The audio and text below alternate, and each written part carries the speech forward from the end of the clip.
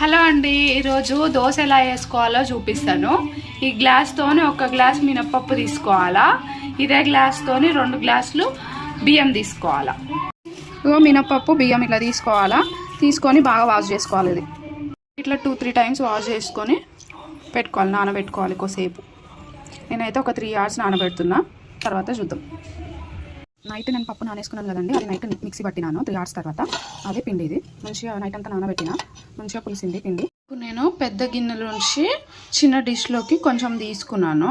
కొంచెం సాల్ట్ వేసుకుంటున్నా, కొన్ని వాటర్ కలుపుకుందాం. ఇప్పుడు లైట్ వాటర్ వేస్తున్నా, మరి పిండి లూజ్ అవ్వద్దు. లూజ్ అయితే దోశ సరిగా రాదు. ఈ టైప్లో ఉండాలి, ఇట్లా ఉంటే సరిపోద్ది. స్టవ్ ఆన్ చేసి ప్యాన్ పెట్టుకొని దోశ పిండితోని వేసేసేయాలి.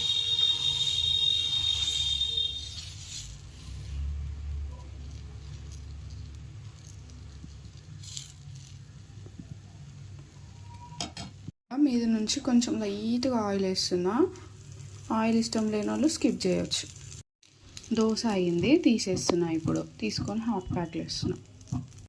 దోశలోకి నంచుకోవడానికి చట్నీ, టమాటో చట్నీ ఎలా చేయాలో చూపిస్తాను. టమాటోస్ కట్ చేసుకోవాలి. ఓన్లీ టమాటోస్, పచ్చిమిర్చి కట్ చేసుకున్నాను. ఇట్లా కట్ చేసి పెట్టుకోవాలి. స్టవ్ ఆన్ చేసుకోవాలి, కడాయి పెట్టుకోవాలి. కడాయి వేడెక్కిన తర్వాత ఇందులో ఆయిల్ పోసుకోవాలి.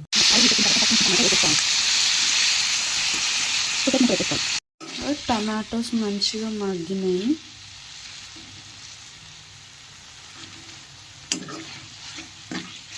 స్టవ్ ఆఫ్ చేసేసుకున్నాను. ఇలా టమాటోస్ చల్లారిన తర్వాత మిక్సీ జార్లో వేసేసుకోవాలి.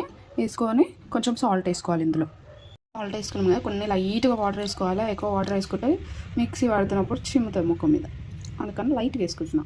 ఇదిగో చూడండి, మిక్సీ పట్టేసిన టమాటో చట్నీ రెడీ అయిపోయింది. వేడి దోశ,